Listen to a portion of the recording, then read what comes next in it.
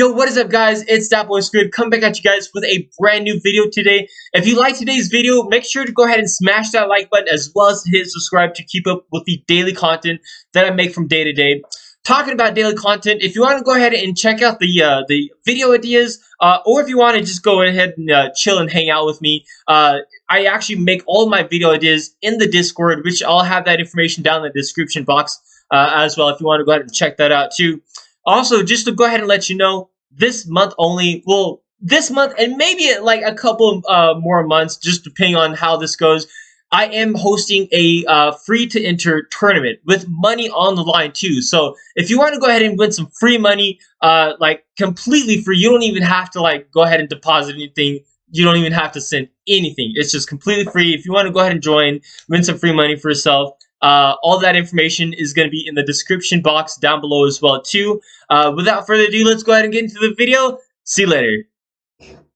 Yo, what is up, guys? It's Boy Squid coming back at you guys with another deck profile. Today's actually going to be a special one. It actually it actually features the creator of the deck that I showcased in my last video. If you want to go ahead and check out that video, it's actually a very unique deck. I really liked it personally. It's a Dogmatika Traptrix Eldlich deck. I'll have a card on the screen for you if you want to go ahead and check that out. But without further ado, here's the creator of this deck. Yo, what's up, Pikmin? How you doing, man? Yo, what's up, man? Hey, I saw the last video and I was like, that's pretty dope. I wanted to showcase another deck and actually be talking in this one.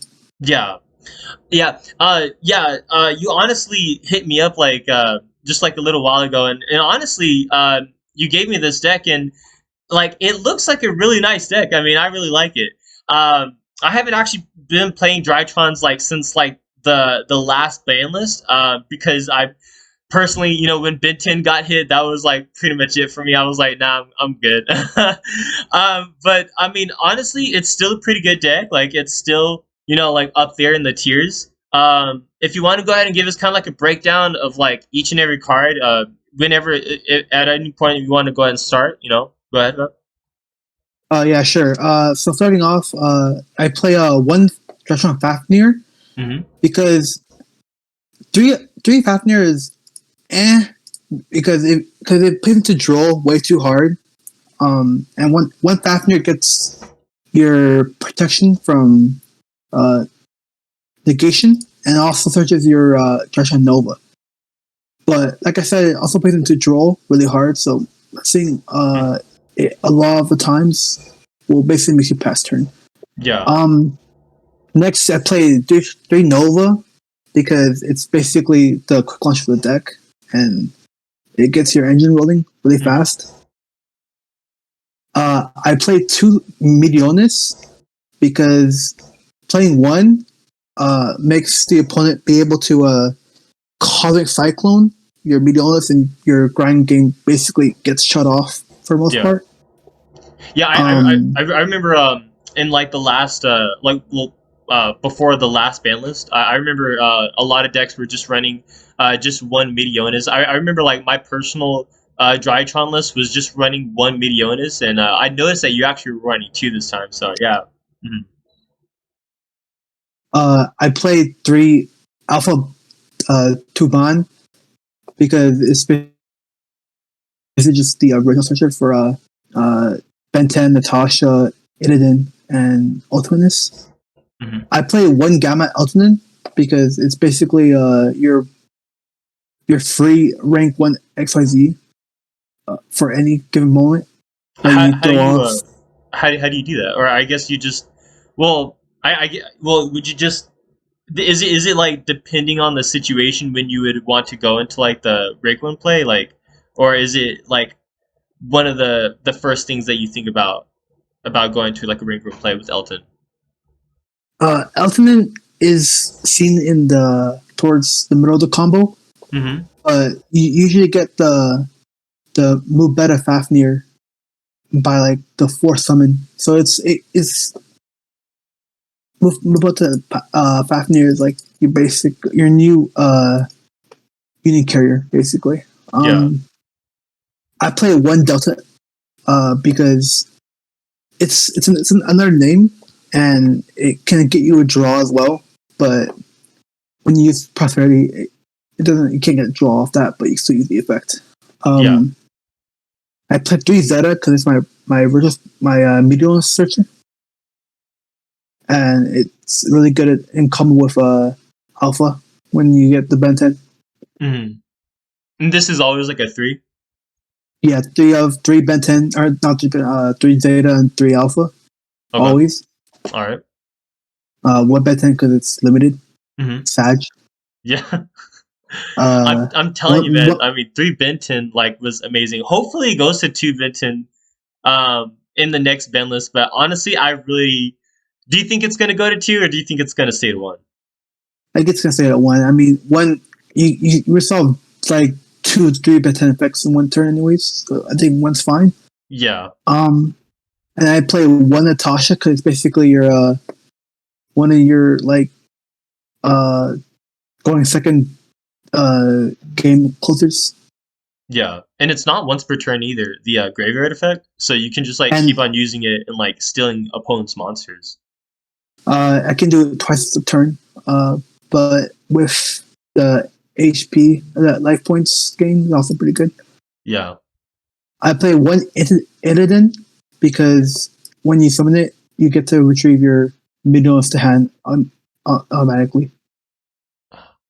Wow, that's actually really smart. Yeah, that's really smart.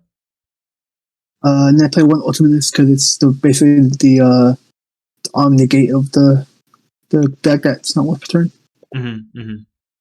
Would you have would you make changes to those ratios, or are you fine with it at 1 each, the rituals? The rituals are fine at 1 each because opening more than 1 or having more than 1 in the deck equals more chances of getting bricks on them because they can't get summon the other monsters. You have to actually work for them. Mm-hmm, so seeing more of them in the hand, it kind of breaks your hand. Yeah. Yeah. That's actually a smart idea. Mm-hmm. And then I played 3 Herald of Orange Flight because it's basically the gamma of the deck. The Cypher Gamma. Mm-hmm. And it's basically fodder for Ultimatus. I played Diviner the Herald because it's literally the best card in the deck. You send Arclight from extra deck to graveyard. If you're going first, if you're going second, and your hands are ultimate broke, you send Nits and you pop a card in the opponent's field. God, man, that's insane. That's insane. There's a reason why this is so expensive. It's just and then the fact that go ahead. Alpha comes level 6 when you send a Herald of Arclight or entity Nentis. So what would the normal combo be with Diviner? So I guess normal summon Diviner, send Arclight, Arclight effect to search Ben 10. Ben 10. Yeah, search Ben 10 or Illidan, or if you want seconds, you get Natasha, whatever. And I guess is your combo kind of hand dependent? Because I guess it would be, because it would have to depend if you have Nova or a Drytron in hand, because then you're gonna go ahead and tribute that Benton that you just searched. Yeah. So it's kind of hand dependent.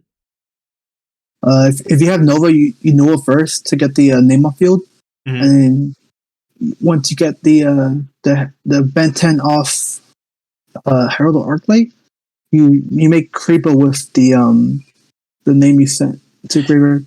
Is the I was gonna ask is the reason why you play Nova first is to kind of bait the hand traps, just in case if your opponent is holding an Ash in their hand, trying to bait it first? You want to resolve his Bind of the Herald because literally it's the most the best card in the deck. If you start with Nova or Cyber Mercy, then they're okay, if I Ash this, and you probably have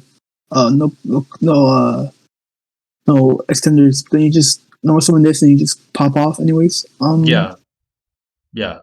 And The it also becomes level 6. So once you make your rank 6 play, you can use this in one of your. You use Ben 10 or Illidan for Beatrice. Well, if you don't use it for the rank 6 play, say after you use its effect, it becomes level 6. If you do tribute Diviner of the Heralds, what is the mon like? I guess are you special summoning Eva, onto the field, which would be like the next card? Yeah, for that you would summon out Eva and Orange Light. An Orange Light. Okay. And then with Eva, I guess it kind of depends on. Well, what do you use Eva for? Is it still kind of like scenario dependent on what you use Eva for? For like. I'll get that when I get to Beatrice and stuff like that. Okay. So I run 2 Eva because of the Beatrice play. I'll get that in a bit. I play 3 Joan Lockbird because the combo decks right now is Ignister, Drytron, and Invoke decks. And Joel hurts all 3 pretty well. For Giant Link, Droplets basically like playing out for it if you're like going second. Yeah. But you also have like a lot of extenders to deal with Giant Link.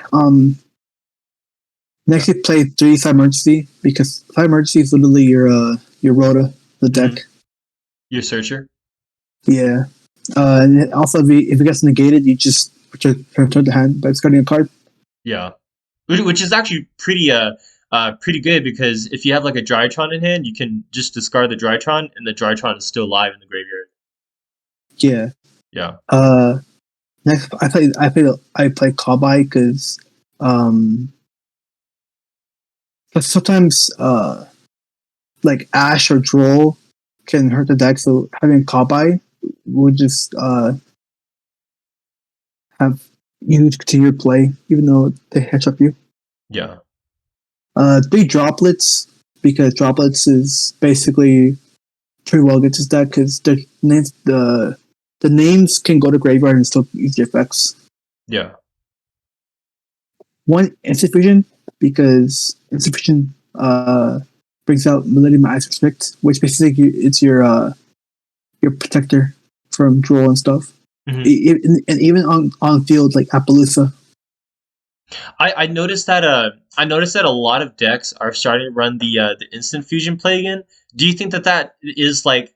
Do you think that's just optional for this deck, or do you think that that's kind of more like the standard thing to do? Like, what is your opinion? Millennium Ice Restrict is required automatically because it can also help you with your rank 1 plays. Yeah. Okay. So you wouldn't change it like not 1 bit. No, I would. I will keep it definitely. Okay. All right. And then I run 3 Prosperity because it's basically the deck is so many 1-ups. So like any other pot will hurt deck. Yeah, I noticed that you do run a lot of 1-ups in the deck.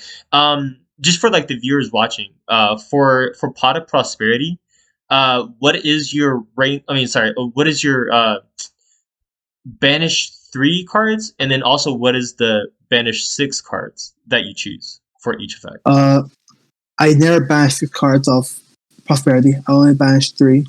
Okay. The cards that I banish off Prosperity are usually depending on if I'm going first or second. If I'm going first, I banish Black Rose Dragon and Chaos Ruler, and as well as where is it? Entis. If I'm going first, if I'm going second, still Black Rose and Chaos Ruler, but probably Appaloosa because I'm going for game. Yeah, you're trying to close out the game instead of like going for the grind. Yeah. Yeah. All right. So do you want to go ahead and like start talking about the side deck, or do you want to go to extra? What's your choice? It doesn't matter to me. I can go to extra real quick. Okay.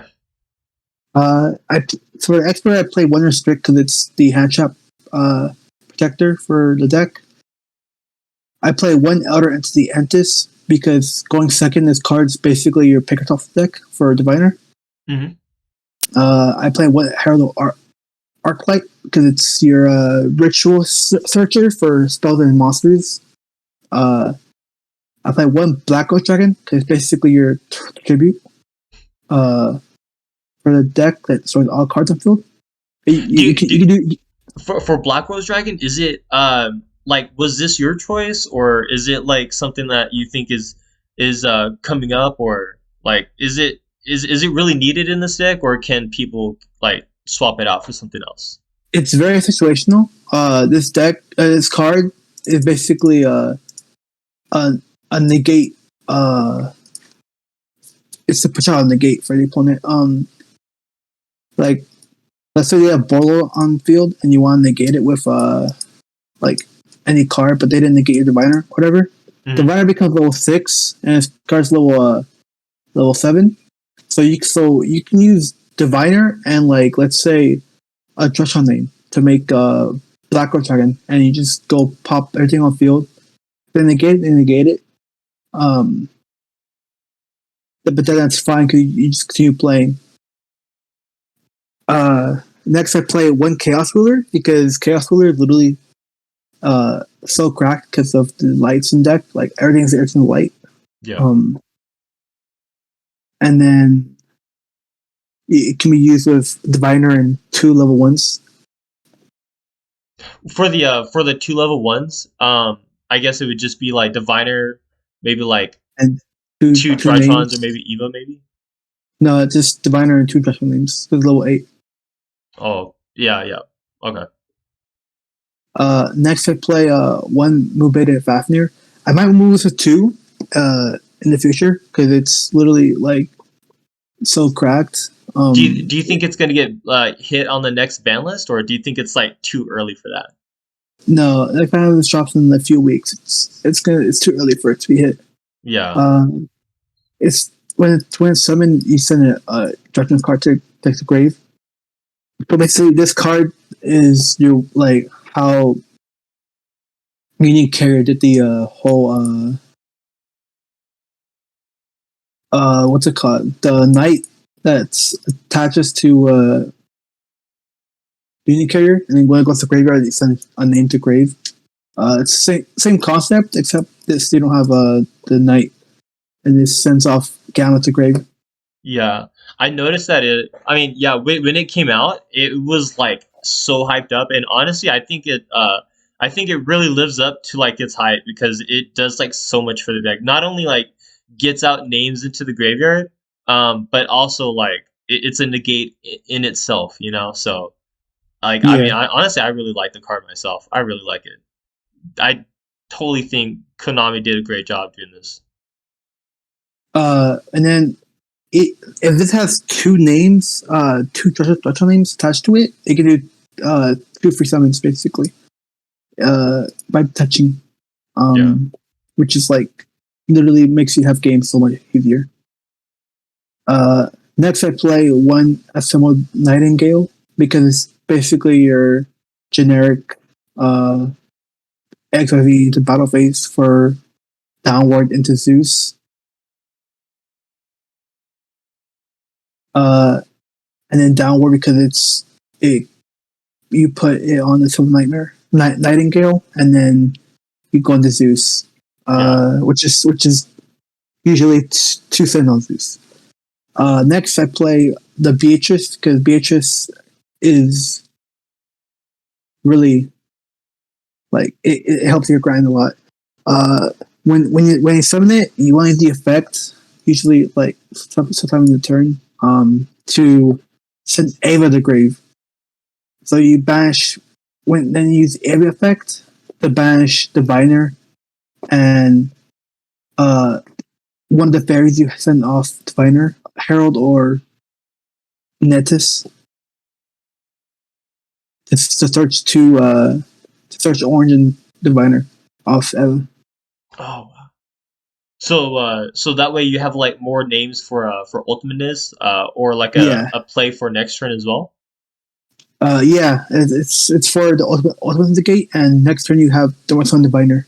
and you just go continue playing.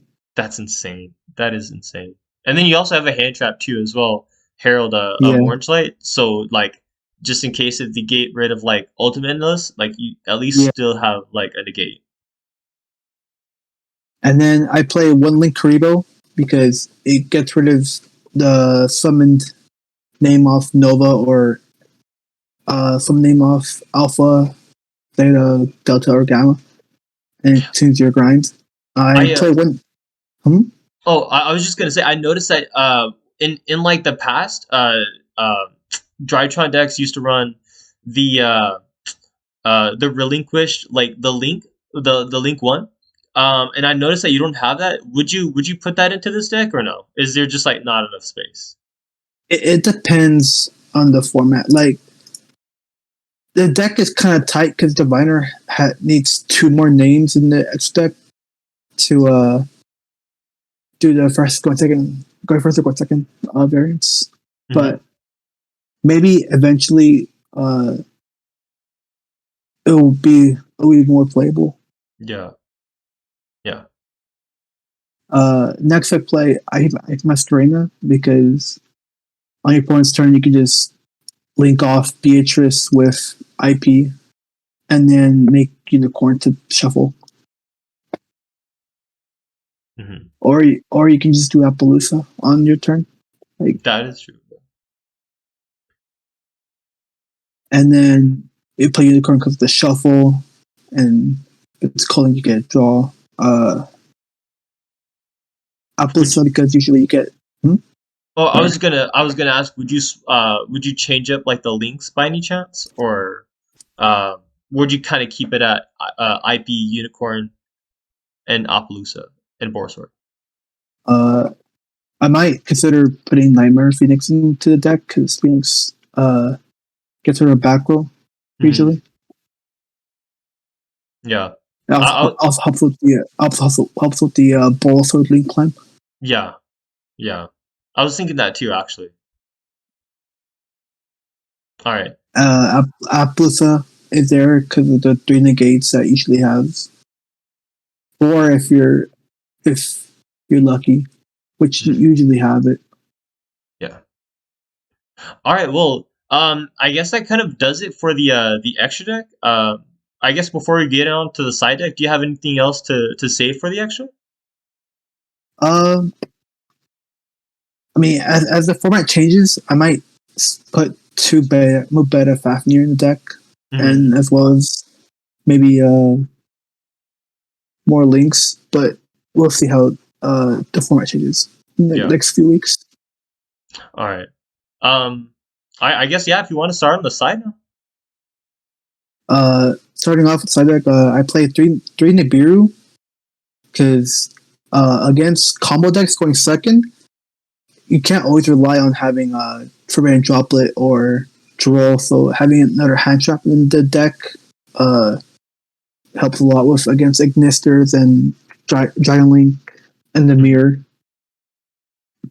I play 1 National Aerial because with Beatrice, it's basically a free banish 3 on the opponent's turn.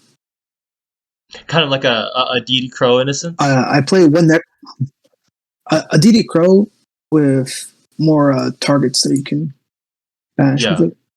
What for the decks that you side this against, like what are they? And then like what would you say their targets are for aerial? For aerial, usually this is the better cycle reader of the deck. So let's say like you're against like combo decks like Ignister that need that have effects like the what's the tuner called, the green tuner. There's such weird names. I literally just go off the colors. The green. It literally looks like a blob, but that doesn't help because they all look like blobs. Yeah. Buru. Is it no?